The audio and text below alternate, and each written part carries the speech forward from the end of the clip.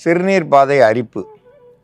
கையை வச்சா எடுக்க முடியாது. சிலர் அந்த கால் சட்டிக்குள்ள கையை விட்டுட்டு அப்படியே அரிப்பு சொரிஞ்சிக்கிட்டு இருப்பாங்க. சிலர் எந்த இடம்னு பார்க்க மாட்டாங்க, யார் பார்க்குறாங்கன்னு பார்க்க மாட்டாங்க. அரிப்பு தாங்க முடியாது. ஏன்னா பொது கழிப்பறையில் போய் சிறுநீர் போனதால் அங்கே இருக்கிற கிருமி தொற்றுக்கள், அங்கே உள்ள அதிகமான துர்நாற்றம் இதெல்லாம் அவங்க உடம்புல சத்து பற்றாமல் இருந்துச்சுன்னா உடனே தொத்திக்கிறோம்.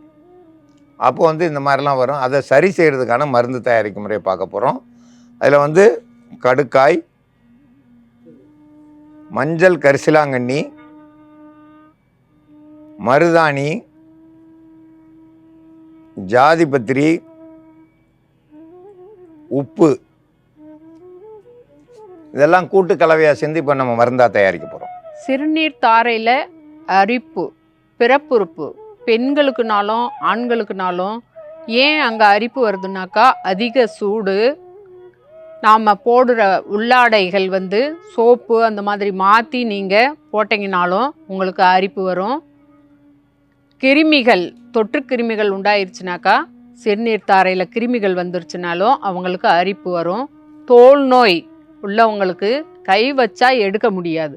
அந்த அளவுக்கு அவங்களுக்கு அருவருப்புலாம் பார்க்க மாட்டாங்க. எந்த இடத்துலனாலும் அவங்களுக்கு அரிப்புன்னு வந்துருச்சுனாக்கா அந்த இடத்துல கை வச்சு சொரிஞ்சு விட்டுட்டே இருப்பாங்க அல்லது தேய்ச்சிட்டே இருப்பாங்க. அப்படி இருக்கிறவங்க உணவுகளும் சரி, புளித்த உணவுகள், கரப்பான் பொருள்கள்னால் அந்த கத்தரிக்காய், கிழங்கு வகைகள், பூசணிக்காய், கருவாடு, மீன் அந்த மாதிரியெல்லாம் சாப்பிட்றத தவிர்த்திடணும். அந்த சாப்பிட்ட அன்னைக்கு பார்த்தீங்கன்னாக்கா ரொம்பவும் அவங்களுக்கு அரிப்பு இருக்கும், ரொம்பவும் எரிச்சலும் இருக்கும். அந்த மாதிரி உணவுகளை சாப்பிட்றத தவிர்த்துட்டு நல்லா குளிர்ந்த நீரில் குளிக்கணும். சுடு தண்ணியில் குளித்தாங்கனாக்கா அவங்களுக்கு அரிப்பு நிறையவே வரும், அதிக சூடாகும். அதனால குளிர்ந்த நீர்லேயே குளிக்கணும். அவங்க போடுற உள்ளாடைகளை நல்லா காட்டனில் போடணும். உடம்புல போட்டுக்கிற ஆடைகள் கூட ரொம்ப டிப்னஸாக உடம்பை ஒட்டுன மாதிரி இல்லாமல் காற்று படும்படியாக போடணும். அந்த போடுற துணிகளை வெயிலில் நல்லா துவைச்சி வெயில் படும்படியாக காய வைக்கணும்.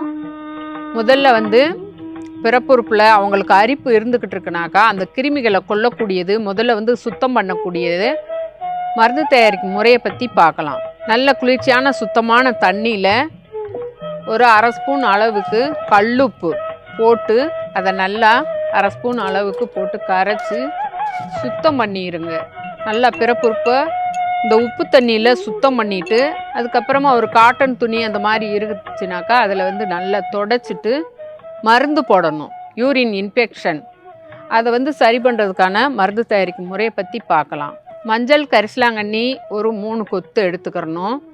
அது கூட மருதாணி இலை, மருதாணி ஒரு கைப்பிடி அளவுக்கு இருந்தால் போதும். இலை 3 கொத்து எடுத்துக்கிறலாம். இது ரெண்டும் நல்லா அரைச்சி எடுத்து வச்சுருக்கிறேன். மருதாணி இலையும் மஞ்சள் கரிசலாங்கண்ணியும் அரைச்சி எடுத்தது கூட இது ரெண்டும் அரிப்பை கட்டுப்படுத்தும். கிருமிகள் இருந்தாக்கா அதெல்லாம் சாகடிச்சிடும். கூட்டு மருந்தா நம்ம மேலே தடவுறப்போ கடுக்காய் பொடி ஒரு 1/2 ஸ்பூன் அளவுக்கு எடுத்துக்கிறணும்.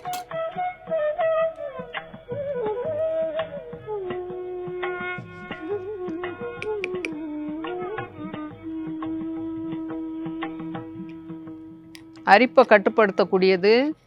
புண்ணாக இருந்தாலும் எரிச்சலாக இருந்தாலும் அந்த கிருமிகளை கொல்லக்கூடிய தன்மை கடுக்காய் பொடிக்கு இருக்குது. போட்டாலுமே நல்லா குளுக்குளுன்னு இருக்கும். அரிப்பை கட்டுப்படுத்தும். அரிப்பு அதிக சூடானா தான் அந்த கையே பிறப்புறுப்பை அந்த சொரியிறதுக்கு கையை தூண்டுதலாக இருக்கும். அதனால் குளிர்ச்சிப்படுத்தினோம்னாக்கா இந்த கிருமிகள் செத்துருச்சுனாக்கா அவங்களுக்கு அரிப்புன்றதே வராது. சாதிபத்திரி இதுவும் புண்ணை ஆற்றக்கூடியது, எரிச்சல், வலி இதெல்லாம் போக்கக்கூடியது, கிருமியை கொல்லக்கூடியது. ஜாதிபத்திரி பொடியாக வச்சுருக்கிறேன். இந்த அரைச்சி எடுத்து அதுவும் 1/2 ஸ்பூன் சேர்த்துக்கிறணும். கடுக்காய் பொடி 1/2 ஸ்பூன் சேர்க்கணும். ஜாதிபத்திரி பொடி 1/2 ஸ்பூன் சேர்க்கணும். இந்த மாதிரி நல்லா தயார் பண்ணி வச்சுட்டு இரவு நேரத்தில் நீங்கள் தூங்க போகையில் ஃபுல்லாக நல்லா தடவி விட்டுட்டு மேல் பூச்சா பூசி விட்டுட்டு காற்று படும்படியாக இருக்கணும். அதுக்கப்புறம் காலையில் வந்து சுத்தமான தண்ணியில் சுடு தண்ணியாக இல்லாமல் பச்சை தண்ணியிலே வந்து நீங்கள் கழுவி குளிச்சுட்டிங்கனாக்கா சோப்பு அந்த மாதிரி போட வேண்டாம். சும்மா தண்ணியில் நீங்கள் இந்த மருந்தை இரவு நேரத்தில் போட்டுட்டு காலையில் குளிச்சுருங்க. காலையில் போட்டிங்கனாக்கா வீட்டில் இருக்கிறவங்களா இருந்தீங்கனாக்கா சாயந்தரத்தில் குளிச்சிட்டிங்கனாக்கா அப்படியே ஒரு 3 நாள் 4 நாள் அரிப்பு போக வரைக்கும் இந்த மாதிரி தயார் பண்ணி நீங்கள் போட்டுக்கிட்டு வந்தீங்கனாக்கா அந்த அரிப்பு வந்து சிறுநீர் பாதையில் இருக்கிற அரிப்பு சரியாகும். கிருமிகள் தொற்று கிருமிகள் இருந்துச்சுனாலும் அதுவும் சீக்கிரமாக சரியாகும். சிறுநீர் பாதை அரிப்பு.